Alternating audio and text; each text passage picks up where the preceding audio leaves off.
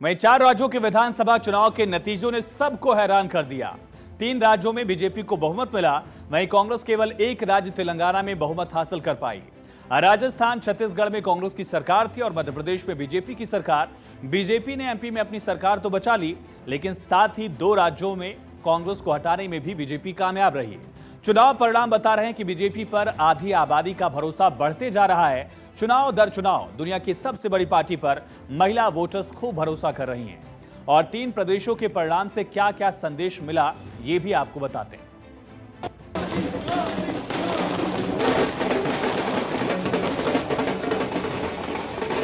कुछ लोग तो कह रहे हैं कि आज की इस हैट्रिक ने 24 की हैट्रिक की गारंटी दे दी है।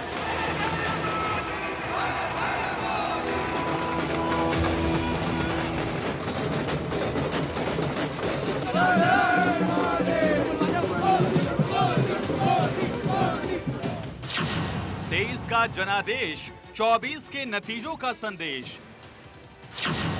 विधानसभा चुनाव, महिलाएं बनी गेम चेंजर। वोटिंग का डब्ल्यू फैक्टर, चुनाव का एक्स फैक्टर।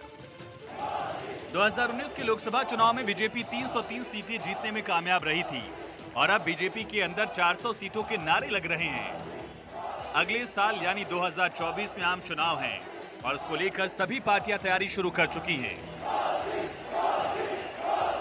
विपक्ष के अंदर खाने सत्ता विरोधी लहर की बात हमेशा कही जाती है, लेकिन जिस तरह से राजस्थान, मध्य प्रदेश और छत्तीसगढ़ में बीजेपी ने विजय पताका लहराया, विपक्षी पार्टियां चित हो गई हैं। 3 राज्यों की जीत ने जहां एक तरफ पार्टी और कार्यकर्ताओं में जोश भर दिया है, तो वहीं अन्य पार्टियों समेत देश भर के लिए 2024 के लोकसभा चुनाव से ऐन पहले एक बड़ा लिटमस टेस्ट भी साबित हुआ। विधानसभा चुनावों में बीजेपी की जीत के क्या मायने हैं और इससे क्या बड़े चुनावी संदेश निकलते हैं, आपको इसके बारे में बताते हैं। सबसे पहले बात महिलाओं की। वोटिंग का डब्ल्यू फैक्टर, बीजेपी के लिए एक्स फैक्टर बनी महिलाएं। विशेष रूप से देश की नारी शक्ति का अभिनंदन करूंगा।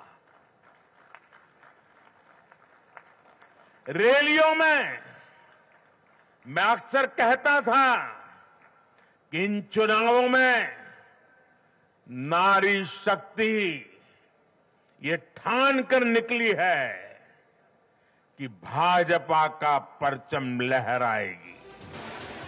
वो कैसे? इन आंकड़ों को देखिए। एक निजी सर्वे की रिपोर्ट के मुताबिक मध्य प्रदेश में 50% महिलाओं ने बीजेपी को वोट दिया, जबकि कांग्रेस के पक्ष में 40% महिलाएं रहीं। दोनों पार्टियों के बीच 10% का बड़ा फासला रहा।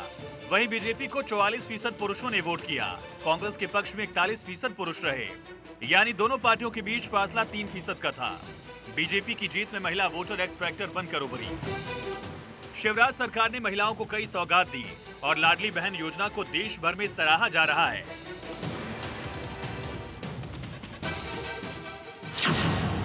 लाडली बहना योजना, सरकारी नौकरियों में 33% सीधी भर्ती, 12वीं कक्षा की मेधावी छात्रों के लिए मुफ्त स्कूटी।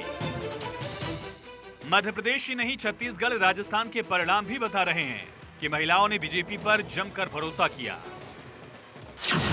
छत्तीसगढ़ में महतारी वंदन योजना का ऐलान, विवाहित महिलाओं को 12,000 रुपए की आर्थिक मदद।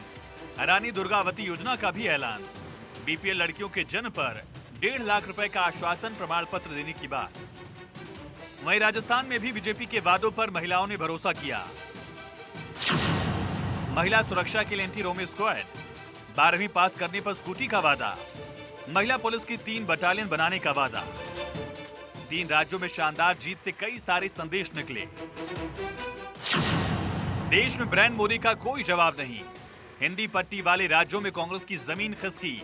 बीजेपी के चुनावी वादों पर जनता को भरोसा, दक्षिणी राज्यों में बढ़ा बीजेपी का जनाधार।